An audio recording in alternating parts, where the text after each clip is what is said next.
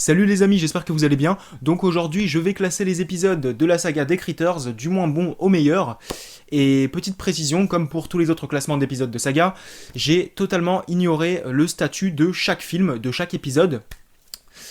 Par exemple, un épisode qui est considéré comme les 3/4 des fans comme le meilleur de la saga, ou X épisode comme le plus nul, enfin... Vraiment, j'ai pris le film à part, donc vous aurez un avis sincère. Je vais pas mettre en première position l'épisode qui est considéré comme le meilleur de la saga par beaucoup de gens pour faire plaisir. Je dis ça parce que y a des gens qui ont été dépités en voyant mes choix. Donc voilà, vous êtes avertis. Donc je commence mon classement avec l'épisode que j'aime le moins, et c'est Critters 4, dans lequel on retrouve Charlie qui est envoyé dans l'espace en hibernation avec les 2 derniers spécimens de Crit, donc les fameuses bestioles. Et donc une équipe dans un vaisseau spatial récupère la fameuse fusée dans laquelle se trouvent Charlie et les 2 derniers Crit. Et sans le savoir, ils vont libérer les fameuses bestioles, et le cauchemar va recommencer, mais dans l'espace. Alors déjà, j'aime beaucoup le fait qu'on se retrouve dans l'espace, puisqu'il s'agit quand même d'extraterrestres, et puis les 3 premiers opus se déroulaient sur Terre, donc au bout d'un moment, il fallait bien qu'on se retrouve dans le lieu de base, donc l'espace. Et malheureusement, c'est un lieu qui est mal exploité, ça manque cruellement d'inventivité, de folie, contrairement à Jason 10 et Leprechaun 4 qui ont su s'amuser avec les nouvelles technologies, les vaisseaux, les laboratoires. Pour commencer, on a les Crit qui, à la base, s'amusent. Voilà, ils foutent le bordel à chaque fois qu'ils découvrent un nouvel endroit. Voilà, il n'y a qu'à voir les 3 premiers épisodes. Et ici, ils se retrouvent dans un vaisseau, il y a un laboratoire, et ils ne s'amusent même pas en fait. C'est alors qu'il y avait plein de produits qui auraient pu les faire changer physiquement, et là on n'a aucune transformation. Vraiment, enfin moi je me suis emmerdé. Et même avec les nouvelles technologies, ils auraient pu foutre un carnage monstre. Donc autant rester sur Terre, dans un bâtiment vide, avec des couloirs et des portes, et ça aurait été la même chose. En plus, durant les 3 premiers quarts du film à peu près, on n'a que 2 critters, et les personnages sont incapables de les tuer, alors que dans les autres épisodes... il réussissait. Et pourtant, là, on est quand même dans un vaisseau spatial, donc ça veut dire qu'il y a de quoi se battre, on a des meilleures armes, et le pire dans tout ça, c'est que les Critters sont carrément mis au second plan. On s'attarde beaucoup sur les relations entre les personnages, leurs différends, les problèmes techniques du vaisseau, et on oublie presque les Critters. Donc ça manque carrément de fun, d'action. On a un rythme qui est inégal, et les personnages, je disais qu'on s'attardait beaucoup sur leurs relations, mais justement, elles n'ont rien de passionnant. Et même, il y a des personnages que je n'arrivais pas à comprendre. Par exemple, on a Fran, le seul personnage féminin du film, qui tente d'écrabouiller les derniers œufs des Crit, sauf que ses potes l'en empêchent. Mais pourquoi en fait? Et puis au niveau des morts, il n'y a rien de marquant, elles sont oubliables. Il y a très peu de points positifs pour moi. Par exemple, on retrouve le personnage de Charlie, qui est le seul élément, en fait, à part les Critters, bien sûr, qui sert de lien avec les 3 premiers opus. Charlie, qui est un personnage que j'apprécie. Et puis je trouve le casting intéressant, comme Brad Dourif, qui joue le rôle de Chucky, ou le shérif Brackett dans les 2 Halloween de Rob Zombie. Et puis on a Angela Bassett, une des actrices principales d'American Horror Story. Voilà, une comédienne que j'aime beaucoup, beaucoup. Et donc j'ai trouvé ça intéressant de la voir... de l'avoir faire ses débuts dans ce film. Alors après, je ne sais pas si c'est son tout premier film, hein. Et puis les créatures sont toujours aussi bien faites. Et puis le peu d'effets spéciaux qu'on a en matière de mort, ça reste quand même bien réalisé. Mais c'est trop peu en fait, c'est vraiment un épisode qui est loin d'être fun. Alors après, ça me dérange pas qu'on parte sur du premier degré, parce que finalement, oui, quand on regarde bien, au niveau de l'atmosphère, on vire quasiment sur du premier degré. Ça me dérange pas, mais sauf que c'était totalement écrit et géré avec les pieds, quoi. Maintenant, je m'attaque à l'épisode suivant, et c'est Critters Attack, dans lequel on fait connaissance avec Drea, qui accepte de faire du babysitting pour un professeur d'un collège qu'elle espère intégrer l'année prochaine. Et donc, en emmenant les 2 gosses faire une randonnée, elle découvre l'existence de créatures extraterrestres qui veulent envahir la Terre. Alors déjà, ce qui est à savoir, c'est que c'est un épisode tardif qui est arrivé 27 ans après Critters 4. Et donc, ce que j'ai beaucoup aimé, c'est qu'au niveau des effets spéciaux, on reste dans l'ambiance des 4 premiers épisodes. Puisque les créatures ont été concoctées à l'ancienne, ce sont des marionnettes, et on a également du gore à l'ancienne. On a quelques plans qui sont explicites au niveau du gore, et j'ai beaucoup aimé le fait que les créatures naissent dans les cadavres humains, ce qui est une nouveauté, on n'avait jamais vu ça auparavant dans la saga. Au niveau de l'histoire, ce que j'ai trouvé intéressant, c'est le fait de tomber sur une crit, donc une femelle. Et donc, si cette femelle, qui est une reine ou une princesse, est venue sur Terre, c'est parce qu'elle a un but bien précis. Et donc, j'ai trouvé ça intéressant et fun. Et autre chose intéressante, on retrouve Dee Wallace, une actrice que j'aime beaucoup, et elle avait déjà joué dans la saga. Elle avait interprété la maman de Brad dans le premier opus, sauf que dans Critters Attack, elle joue le rôle d'une chasseuse de primes, donc qui a pour but d'éradiquer les critters, ou les critters, appelez-les comme vous voulez. Et donc elle s'appelle Tante Dee, donc Dee Wallace, hein, le prénom de l'actrice. Et donc forcément ça m'a interpellé, et j'ai trouvé son personnage mystérieux, parce qu'on sait que son but c'est de défoncer tous les crits, mais à part ça, on n'en sait pas plus. Et donc pourquoi l'avoir appelée Tante Dee, et pourquoi avoir pris la même actrice qui a joué le rôle de la maman de Brad, si c'est pas elle finalement. Donc c'est assez étrange, et malheureusement c'est un personnage qui est mal exploité. Et donc finalement son personnage est limite anonyme, il est très plat, et on s'attend à ce qu'elle fasse sa badass, qu'elle nous procure des scènes mémorables, et finalement, elle ne tue que quelques critters, c'est tout. Et du coup, c'est très frustrant. En ce qui concerne le casting, à part Dee Wallace, qui est déjà quand même sans relief, on peut dire que les acteurs sont plats, donc leur potentiel comique est un peu inexistant, mais on n'a pas des acteurs catastrophiques. Et ce que j'ai aimé, c'est qu'on retrouve justement des personnages jeunes, ce qui m'a permis de m'identifier à eux. Autre élément qui m'a plu, le côté dramatique, puisque dans les 3 premiers épisodes, au niveau des personnages principaux, on n'avait aucune mort. Bizarrement. Du coup, c'était un peu too much. Et même au niveau des habitants de la ville, etc., on avait on avait très peu de morts en fait. Et du coup, je me disais, finalement, en fait, les critters n'ont pas forcément un effet dévastateur en fait sur les humains, et c'est dommage. Puis dans le 4ème opus, c'était totalement mal écrit, donc clairement le côté dramatique, on pouvait l'oublier aussi. Mais dans celui-là, quand même, dans les personnages principaux, on a quand même une ou deux pertes. Enfin, je sais qu'on a une perte en tout cas. Après, non, ça reste. Non, les autres personnages sont plutôt secondaires, mais on s'attend pas à ce qu'il y ait autant de morts en fait. Parce que vraiment, dans les autres épisodes, il n'y en avait pas beaucoup en fait. Donc là, quand même si on est dans du divertissement et qu'on n'est pas censé chialer, bon, j'ai pas chialé dans Critters Attack, mais on avait quand même ce petit pincement au cœur pour un ou deux personnages. Donc voilà, je trouvais ça un peu plus réaliste, même si le concept à la base ne l'est pas, mais disons que ça faisait moins too much. Voilà, on se disait pas, les personnages bizarrement ce sont des super-héros, ils sont invincibles alors qu'ils ont rien de plus que les autres personnages secondaires qui eux se font bouffer. Par contre, j'ai trouvé le scénario assez maladroit.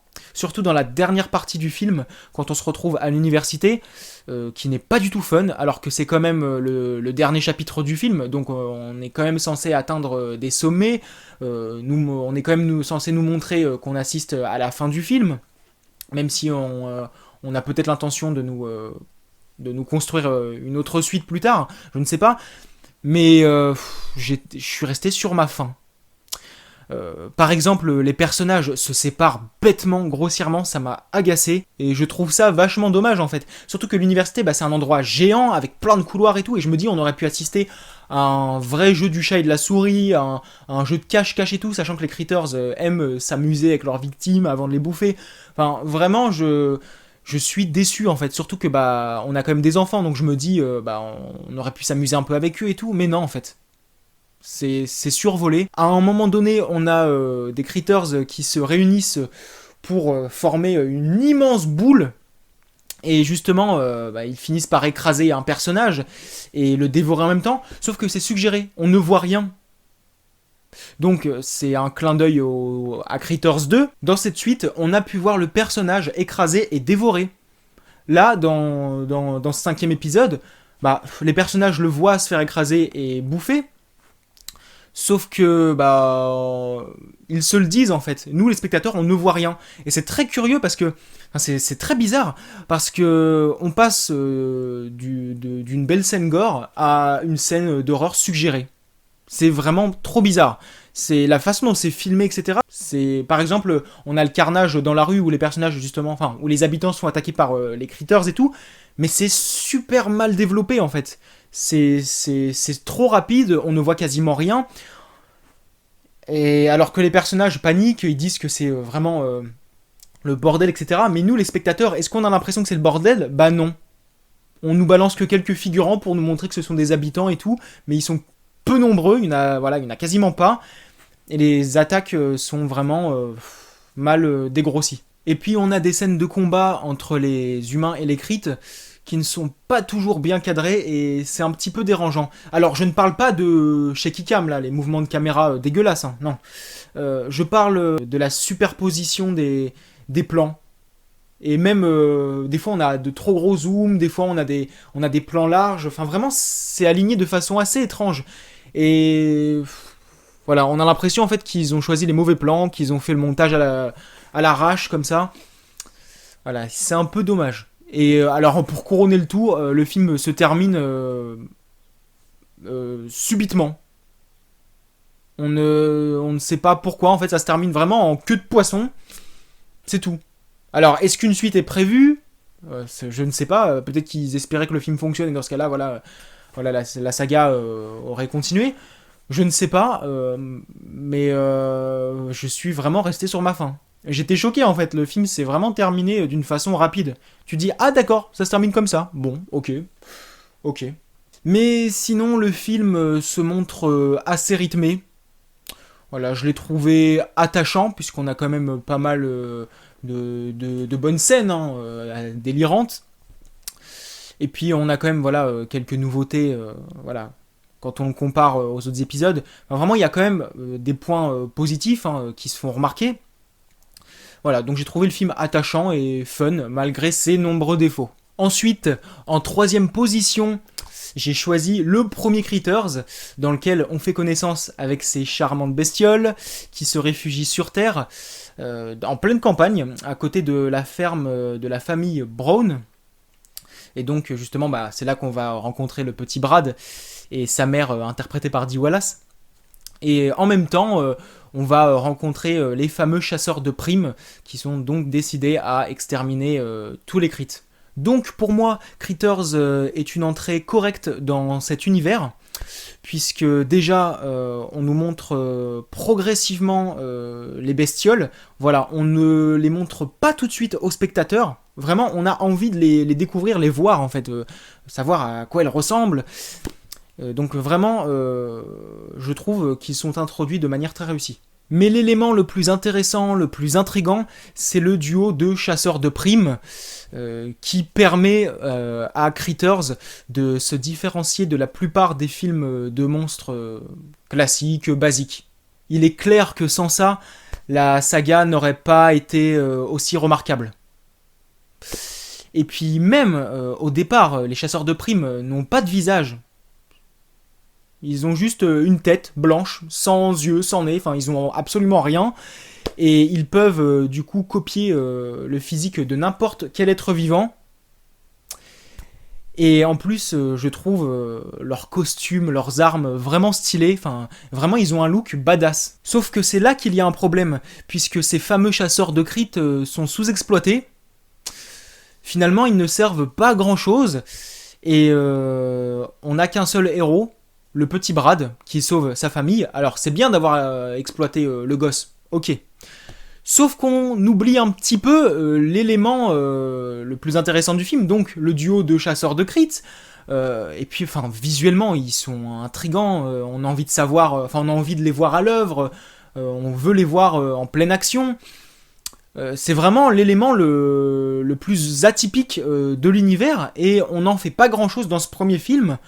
La plupart du temps, ils explosent des murs parce qu'ils ratent leur cible, donc les critters, ou alors ils foutent des raclés aux clients du bar, et c'est tout. Et là, j'ai été super frustré. Autre chose qui est passé à la trappe, c'est le gros critters qu'on voit à la fin, et encore, on le voit à peine. Il est vite expédié, clairement. J'aurais voulu une fin beaucoup plus poussée, où on voit un véritable affrontement. Et même les chasseurs de crit sont incapables de le viser avec leurs grosses armes.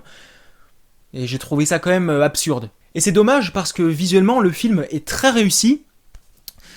Les effets spéciaux sont excellents. Et donc je me dis, bah, c'est dommage en fait qu'il ne nous ait pas montré le géant critter.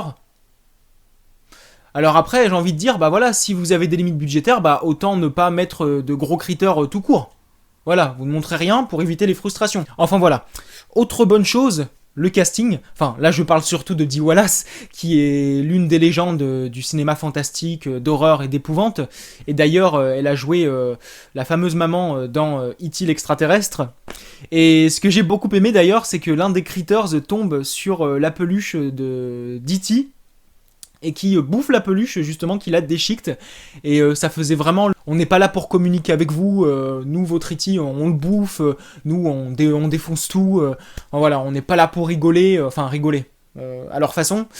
Au niveau des personnages, il y a un truc qui m'a un peu dérangé, c'est le personnage de Charlie, enfin pas le personnage lui-même, mais à la fin en fait, quand il suit les chasseurs de crit, eh bien, quand on retrouve Brad et sa famille, personne ne se demande où est passé Charlie. Alors que Charlie, à la base, c'est quand même un ami de la famille, c'est un être humain, enfin... Voilà, je trouve ça dommage, sachant que le personnage de Charlie, bah... Voilà, moi j'ai accroché, je le trouve adorable. Voilà, hein, c'est voilà, un pochetron, mais il est pas méchant. Enfin, personne ne le croyait quand il disait qu'il avait vu des vaisseaux spatiaux et tout. Et donc ça m'a un peu gêné, quoi, ça m'a fait un petit peu mal, et puis je me dis, bah finalement, en fait, voilà, comme dit le personnage de Charlie, bah sur Terre, il est pas grand-chose, quoi, pour les gens. Et ça m'a un petit peu gêné. Et et dernier point, du coup, je trouve que le film, globalement, manque un petit peu de folie. Alors, voilà, en dehors du fait que les chasseurs de crit soient stylés, etc., mais qui soient mal exploités, je trouve qu'on aurait pu aller un petit peu plus loin dans le délire en ce qui concerne les créatures.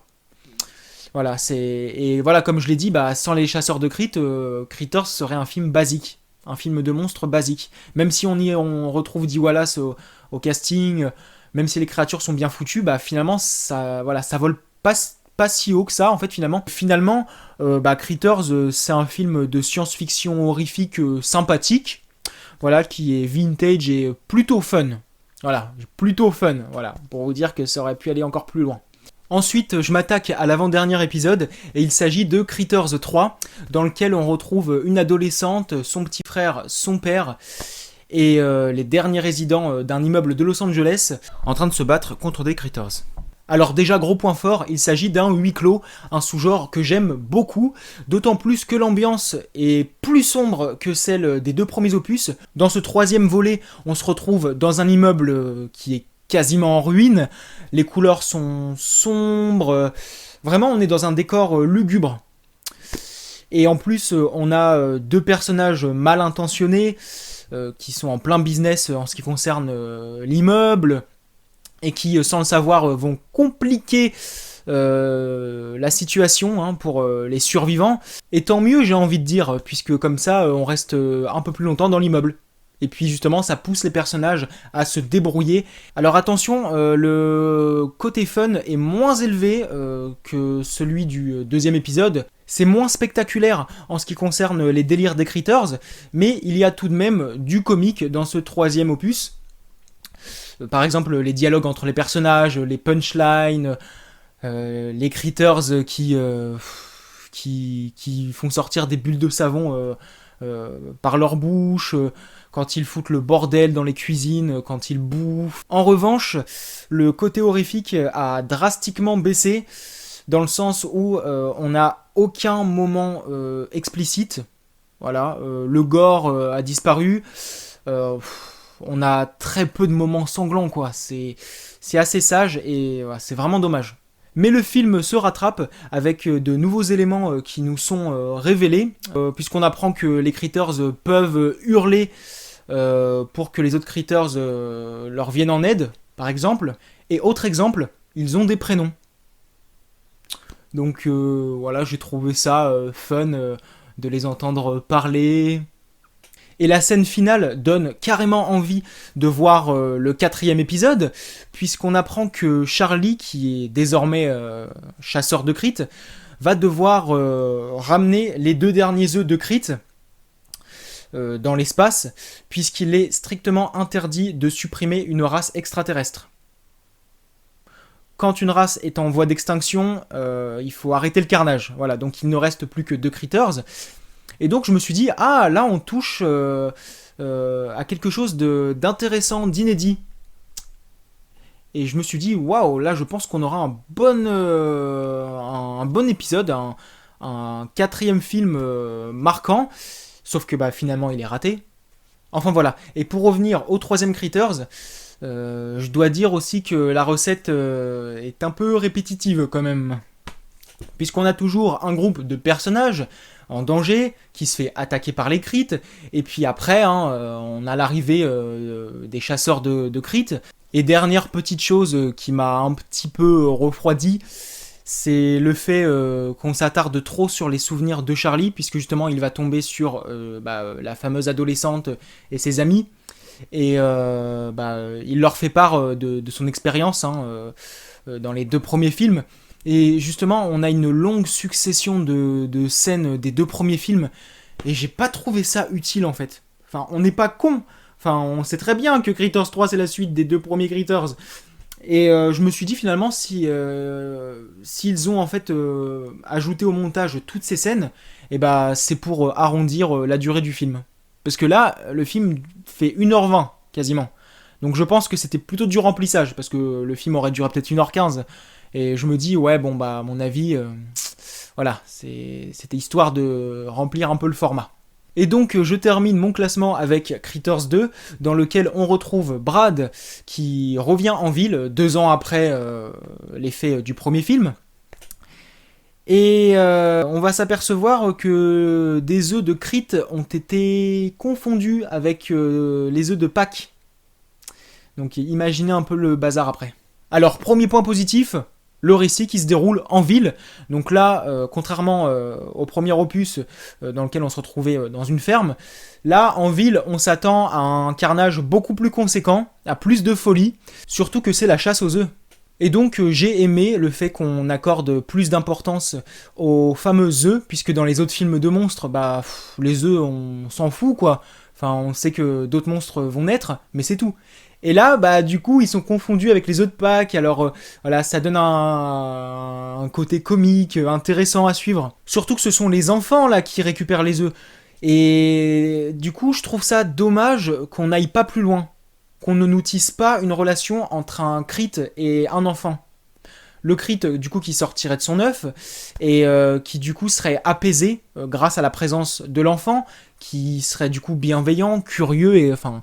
Voilà, qui le verrait comme un animal de compagnie. Enfin, c'est dommage qu'on n'ait pas de Critters différents des autres.